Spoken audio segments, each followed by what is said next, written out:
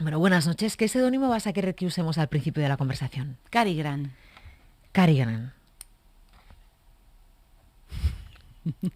Vale.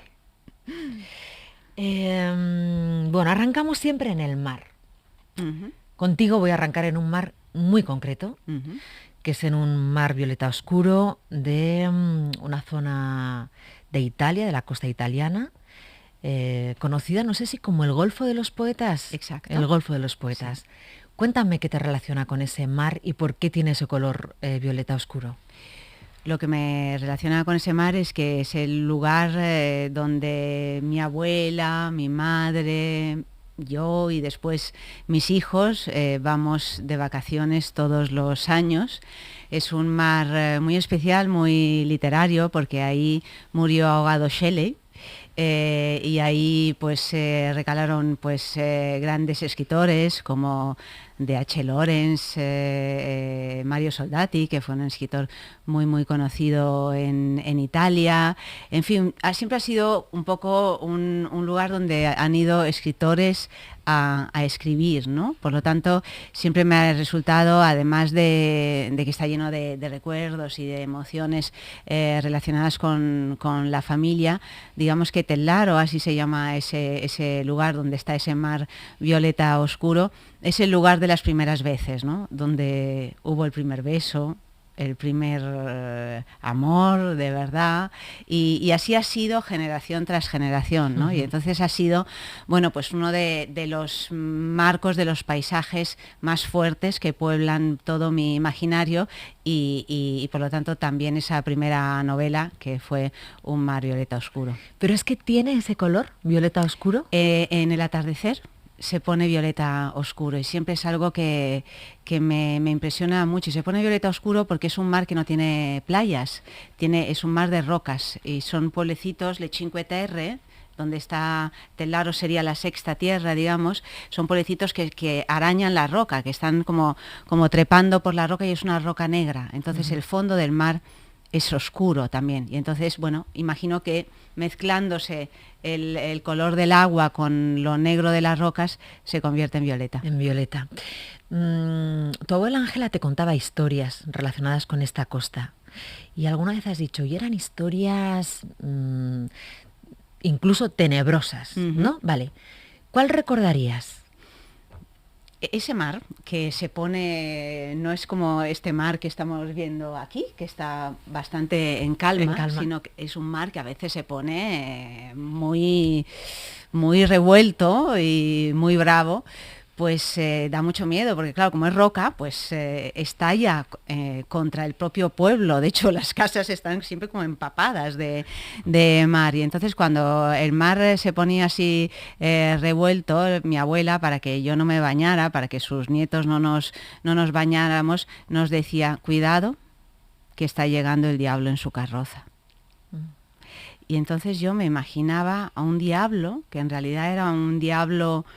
Era un Belcebú príncipe, o sea, tenía algo muy magnético, muy hermoso, pero al mismo tiempo terriblemente malvado, hasta el punto de que conseguía levantar el mar, y me lo imaginaba, o sea, pasaba horas mirando el horizonte de ese mar, viendo a ver cuándo llegaba Belcebú en su carro, cabalgando las olas, ¿no? Entonces, claro, era una imagen de una potencia extraordinaria. Fíjate, con aspecto de príncipe. Sí. Tenía el diablo Sí, aspecto de príncipe. porque si no, no te engaña, si no, no se mete en tu vida.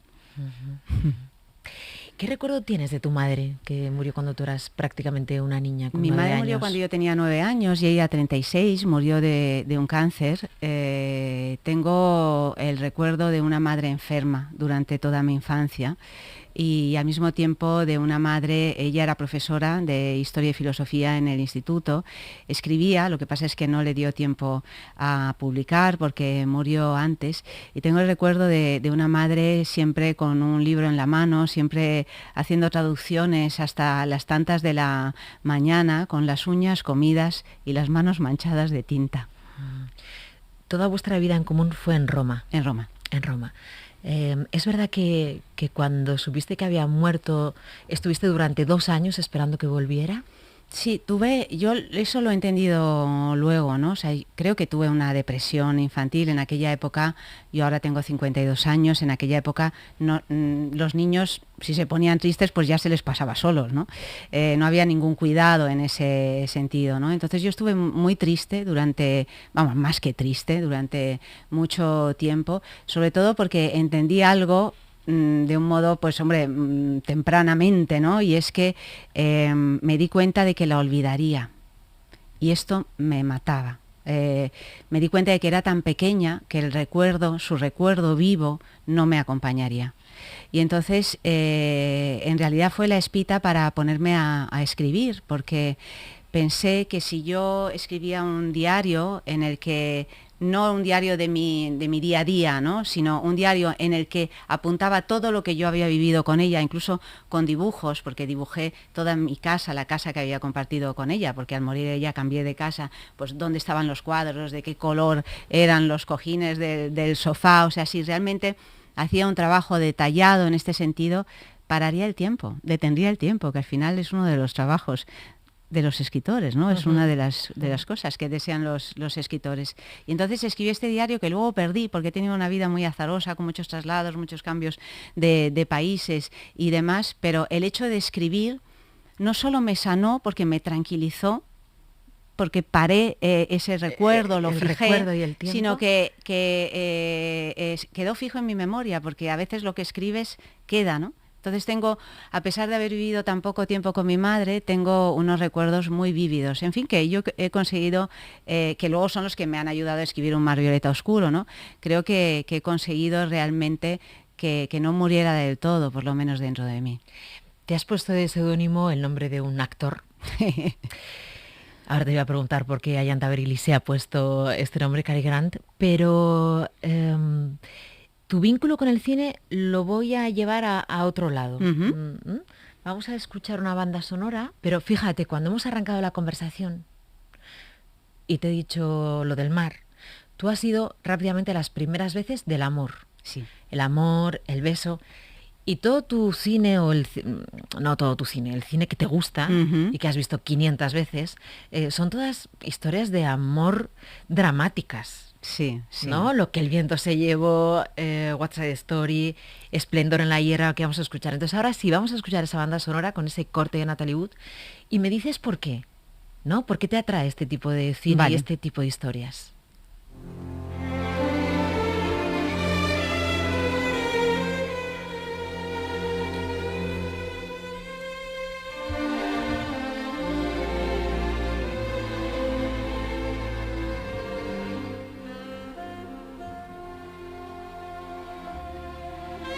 Aunque ya nada puede devolver la hora del esplendor en la hierba, de la gloria en las flores, no hay que afligirse, porque la belleza siempre subsiste en el recuerdo.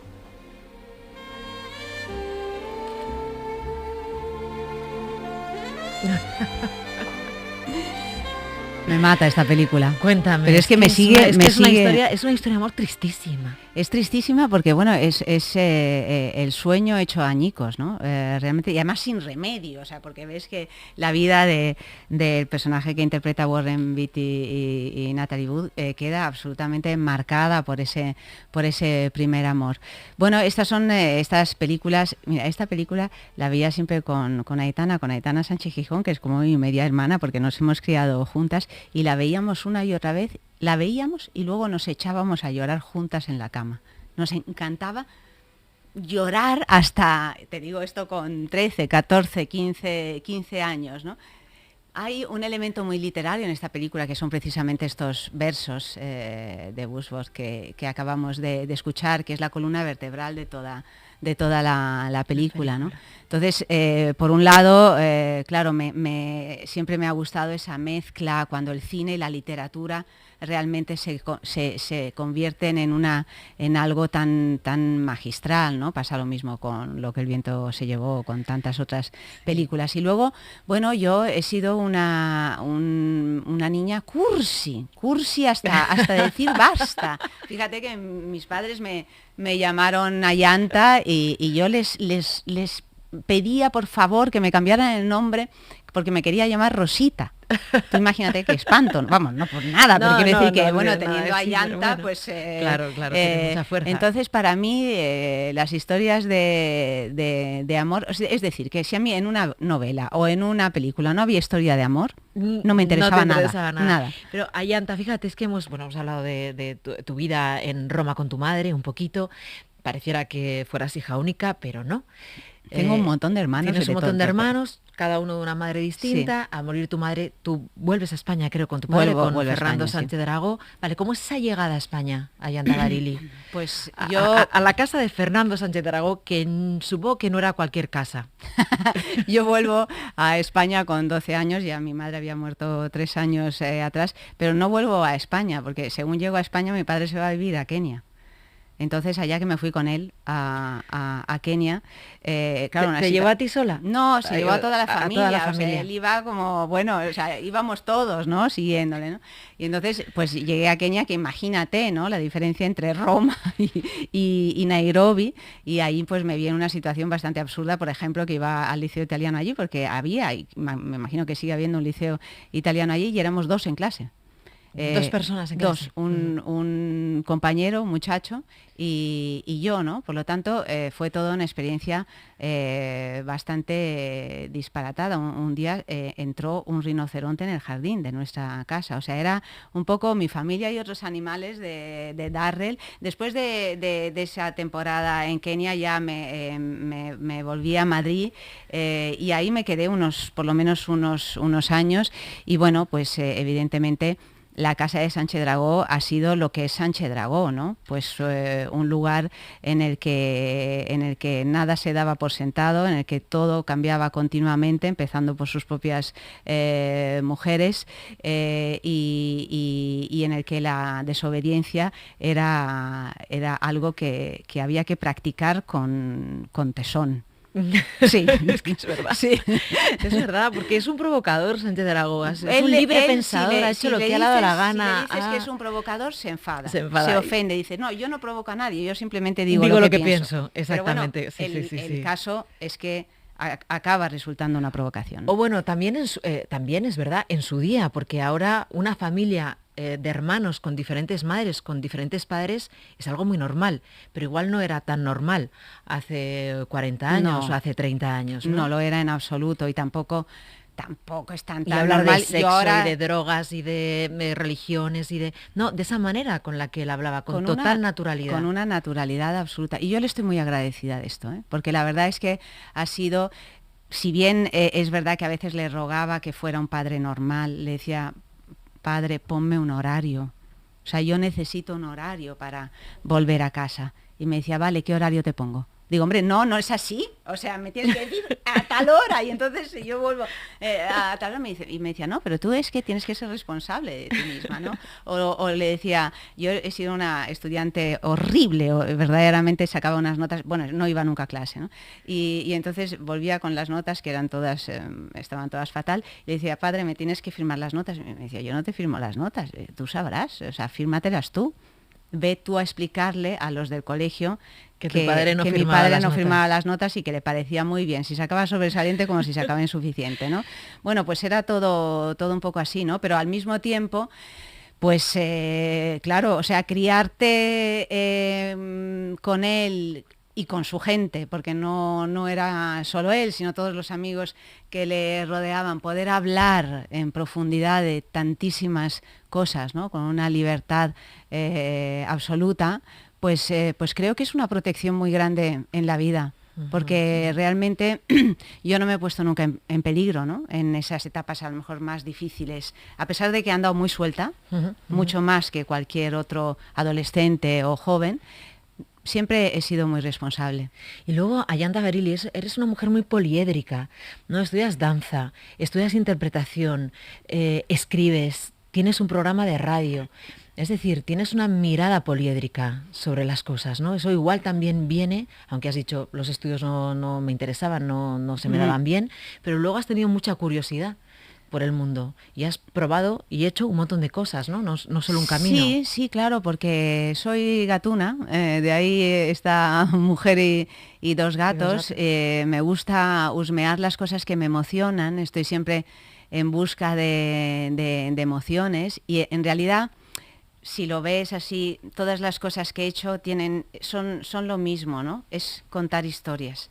A mí me gusta contar historias. Entonces al principio pensé que mi carrera era la de ser actriz, porque podía interpretar un personaje y por lo tanto contar una historia. Luego me di cuenta de que no, que lo que tenía que hacer era escribirlas, ¿no? Pero no había alcanzado la madurez suficiente tampoco realmente para escribir ese Mar Violeta Oscuro, que yo empecé a pensar en él desde niña, ¿no? En escribir esa historia. Entonces pensé, no quería que me reconocieran por la calle, o sea, todo lo del aspecto físico, estar de una determinada manera, aparecer, todo esto me empezó a molestar muchísimo y dije, tate, la radio, o sea, la radio es el lugar adecuado en un momento en el que la radio no se televisaba, no había redes sociales y me pareció, bueno, pues esa cajita maravillosa en el que la voz, pues en efecto, la reconocen muy pocas personas y no hay esa presión. Y en la radio me he dedicado a escuchar las historias de los demás.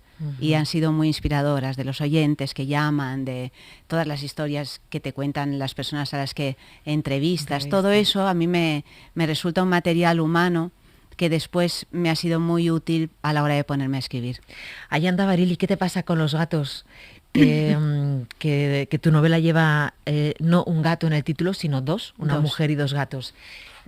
¿Qué te pasa con los gatos? Me pasa con los gatos que me crié con gatos, porque soy romana, y Roma, ahora un poquito menos, pero ha sido una ciudad absolutamente plagada de gatos, para desesperación de algunos romanos que no los soportan. O sea, en Roma ves muy a menudo esa imagen que parece de postal, pero que es real, y es decir, un gato comiéndose un plato de espaguetis, ¿no? Un poco en las ruinas, en el Coliseum, ¿no? Y entonces en mi casa, era una casa que tenía un pequeño jardín, la casa familiar, y teníamos como 15 o 16 gatos, no todos en casa, digamos, en casa teníamos 2 o 3, así que eran los reyes del asunto, pero luego teníamos a todos estos gatos. Entonces yo me he criado con ellos, he hablado con ellos, he tenido un... Y Ayanta, ¿cuál dirías que es la metáfora de los gatos en esta novela que escribes encerrada, en el confinamiento? ¿Qué son los gatos para ti como metáfora? Son el amor que no tengo, son el calor, o sea, un ser vivo al que abraza. Bueno, de hecho yo creo que ya estaban asustados conmigo, o sea, los cogía y les daba besos en los morros, porque claro, o sea, no se podía hacer nada, nadie, no podías salir, no podías quedar, no podías... De pronto los miraba y los agarraba y ellos me miraban ya completamente asustados, diciendo, bueno, esta se ha vuelto completamente loca, ¿no? Pero llegué a tener realmente ataques de amor así tremendos, hasta el punto que hubo un día, ya en esa locura que ha significado el confinamiento para todos nosotros, por diversas razones, en que me estaba bañando, antes de ir a hacer el programa en la radio, me estaba bañando, como intentando relajarme en todo este batiburrillo, este lío de esas semanas, y de pronto uno de los dos gatos, Bowie, se tiró al agua. Qué extraño, ¿no? Bueno, que no les gusta el agua, claro. No les gusta. Estaba desesperado. O sea, yo creo que él también ya estaba completamente desequilibrado. Porque de alguna manera también... lo voy a poner entre comillas, pero es tal cual, porque nosotros hicimos un programa dedicado a los gatos y los oyentes contaban cosas como las que tú cuentas en Una mujer y dos gatos, y se estarán sintiendo identificados con lo que dices. Pero claro, tú estabas invadiendo su espacio, porque 24 horas en la casa de los gatos, porque la casa era de los gatos. Entonces, esta no se va. Esta no se va a tomar un café. Esto es tremendo. Hay que echarla de alguna manera, ¿no? La verdad que la novela es muy entretenida, Se ve que te ha liberado. Porque es biográfica, ¿no? Sí, es autobiográfica, más o menos cuentas todo lo que te pasó. Vale, ganaste el finalista del Planeta con la anterior. Y hay una cosa que me ha llamado mucho la atención, que dijiste, bueno, es que, a ver, en mi casa o se gana el Planeta o no eres nadie. Más o menos. Más o menos, ¿no? Entonces vas a ir a por el Planeta también. Bueno, me encantaría. Tu padre fue finalista y luego Planeta, sí, ¿no? Es verdad, fue finalista y después Planeta. Bueno, me encantaría, ¿por qué no? Pero realmente cuando me dieron el finalista con Un Mar Violeta Oscuro, que era mi primera novela, me pareció algo paranormal, de verdad, porque cuando yo me iba a dormir por las noches cuando era pequeña, esto que piensas, ¿no? Pues yo qué sé, me dan el Oscar o me dan que uno se imagina en esa circunstancia. A mí me daban el planeta. En los sueños. En los sueños. Yo me hacía el discurso, me veía a mí misma ahí, ¿no? En el orden de multitudes, haciendo esto. Entonces, luego cuando sucedió, o sea, todavía no lo entiendo, de hecho. La verdad que yo, que también lo viví, Sí. yo también lo contaba como los Oscar. Los Oscar. Yo lo sí. contaba así, además sí, toda la gala, saliendo en las pantallas, los nombres, el seudónimo que uno ha utilizado, van quedando los finalistas, no sabes si de repente vas a quedar tú o va a quedar otro de los 10. Yo también lo he contado muchas veces, Es como la gala de los que, Oscar, es como algo que deja un marca, sueño, deja sí, una a mí, marca, porque es un también me sueño impresionó, para alguien sí, sí. que escribe, ¿no? Bueno, entusiasmada con poder reunirte con lectores, con poder volver a viajar otra vez. Bueno, de hecho estoy muy contenta de haberlo publicado ahora y no hace unos meses como otros autores porque a mí me gusta estar, ver, en fin, o sea, yo todo esto online y no sé qué me parece un auténtico espanto. O sea, necesitas tocar, oler, besar. Sí, hombre, sí, claro. Vale, vámonos a un faro para despedirnos. Ayanta Barili, ¿con quién te gustaría estar en un faro?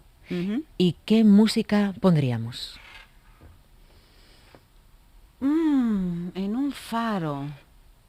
Pues mira, pondríamos música clásica, pondríamos la cuarta de Mahler, y me gustaría estar con mi hermana Sandra, porque la tengo muy, muy relacionada con el mar. En silencio, tampoco, sin más, estar mirando al mar con ella. Y el giro de la luz de la lámpara del faro y estar Ayanta y Sandra. Ha sido un placer tenerte aquí. Lo mismo digo, querida. Compartiendo radio, noche, literatura. Muchísimas gracias por la invitación. Hasta la próxima.